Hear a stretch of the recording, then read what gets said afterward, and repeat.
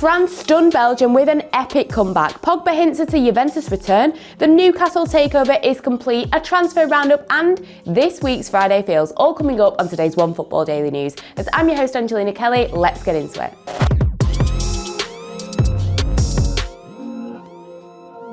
So last night saw the other semi-final of the Nations League as France managed to orchestrate a phenomenal comeback against Belgium. They were 2 goals down but managed to finish the game 3-2 to book their place in the Nations League final in what was a thrilling game. At half-time, thanks to Yannick Carrasco and Romelu Lukaku, Belgium were 2-0 up and France looked totally out of contention as they managed to concede those 2 goals in the space of 4 minutes. However, in the second half they did manage to find a way back with a great goal from Karim Benzema and a penalty from Kylian Mbappe. Now, across the game there were some good chances. For Belgium, they should have really been 1-0 up in the 3rd minute after a really good attempt from Kevin De Bruyne. Romelu Lukaku thought that he had scored his second goal, but unfortunately that was ruled offside. And then for Paul Pogba, he had a fantastic free kick that unfortunately did hit the crossbar. And as the minutes were ticking down, the game was really heating up as it was becoming quite frantic to see who would actually win this game. But thankfully for France, Theo Hernandez was on hand to get on the end of a Benjamin Pavard cross on the edge of the box before unleashing a strike into the top corner to complete the comeback. In what was a much needed win for France, as of course they didn't have the best time in Euro 2020, crashing out in the round of 16, so to get to this final will be massive, and also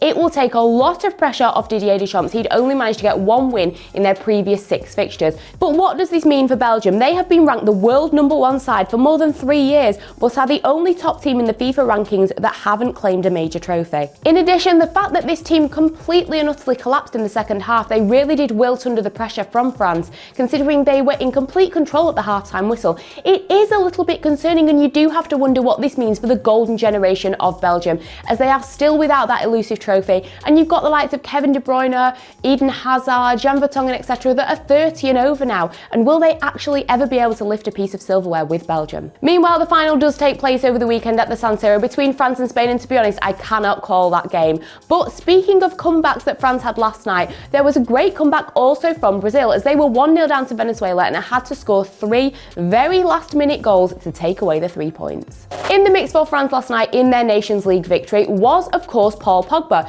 who has hinted at a potential return to Juventus, but has seemingly committed to staying at Manchester United until the end of the season at least. The player has come out and stated that he is still in regular contact with quite a few of his old Juventus teammates. He always feels good whenever he returns to Turin, and that he does want to stay at Manchester United and see out the remainder of his contract, which is until June 2022, but then after that he said we'll have to wait and see. Now, there has been ongoing disputes about the future of Paul Pogba at Man United. Reportedly, the club did offer him an extension back in July, which was not accepted, but then according to recent reports, it seemed like they were beginning to negotiate the future and to keep him at the club, but maybe that's not the case. However, this isn't anything really too shocking from Paul Pogba, as he has been pretty ambiguous about his Man United future, seemingly since he arrived back there in 2016 when he made the move for just under £90 million.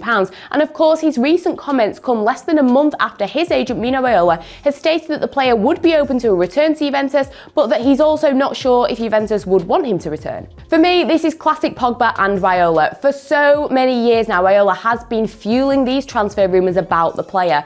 But it will be interesting to see what happens, as Pogba does tend to split opinion with fans. Some fans believe that he doesn't provide the same amount of quality that he does for France, he clearly can't cut it and should perhaps just leave, whereas other fans do understand the fact that maybe it's down to the way that Man United play that they cannot get the best out of Pogba. But I think it's safe to say that it has been rocky since his return. There have been moments of greatness, and there also have been some moments that haven't been the best. So far, although Man United have struggled a little bit, he has been looking very, very good. And of course, with the arrival of Jadon Sancho and Cristiano Ronaldo, this club clearly wants to try and win trophies. And I think it will heavily depend on what happens at the end of this season. If Man United have won some silverware, or are very close to winning silverware at least, then perhaps Pogba will stay. But if not, it wouldn't surprise me if he did end up departing. So next up, and unless you've been living under a rock, you must have heard by now about the Newcastle takeover that has been completed by the Public Investment Fund of Saudi Arabia. This news was announced on Thursday and of course marks the end of Mike Ashley's 14-year spell as owner of the club.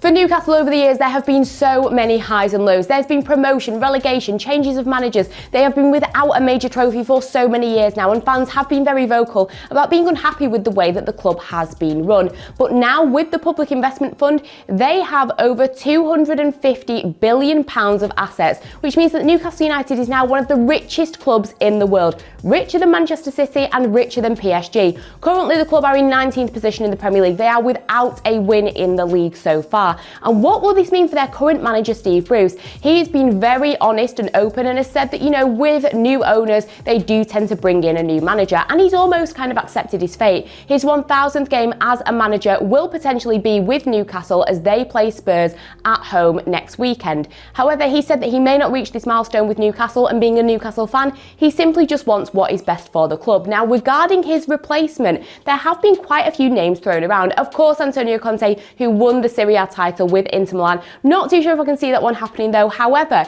Steven Gerrard, who is currently managing Rangers, and Frank Lampard, who did, of course, manage Chelsea, Chris Wilder, the ex-Sheffield United manager as well, have all been linked with the position. And then, of course, there's the conversation about which players could arrive. Now, I do think that Newcastle have to be realistic, but at the same time, money does talk. However, I'm not too sure if I could see the likes of Kylian Mbappe and Erling Haaland jumping on a flight to Newcastle in the summer, but it certainly opens so many different doors, and they could definitely bring in some really talented players from across Europe, and it will be interesting to see if Newcastle really can keep up in the Premier League with the likes of Chelsea, Liverpool, Manchester City, etc. in the coming years. Now, fans are reportedly realistic. They're not expecting the Premier League title next season. However, fans have stated that they simply want to see their club performing well, winning games, and just moving in the right direction. And let's hope that they get their wish. And now we have a transfer roundup. This is where I take a look at some of the other news and transfers going on in the footballing world. And first up, AC Milan are reportedly interested in signing Barcelona defender Samuel Umtiti. According to reports in Spain, Valencia, Real Betis and Rayo Vallecano are all interested in signing Inter Milan player Alexis Sanchez,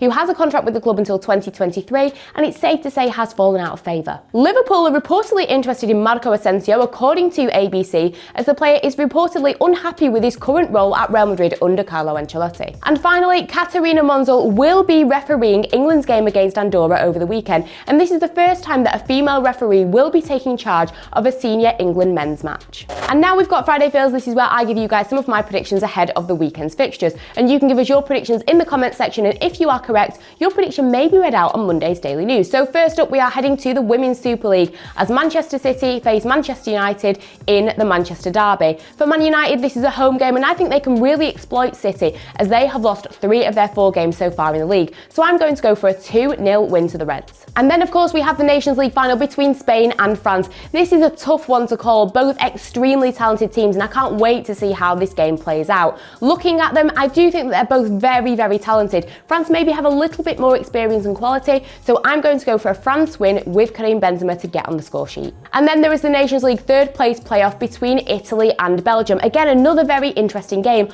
On paper, I would probably go with Italy. However, I have a feeling that Belgium could perhaps cause a bit of an upset, and I am going to go with them winning 2-1. So that's it for today's OneFootball Daily News. As always, check out all the other content that we've got here, and until next time, I will see you all later.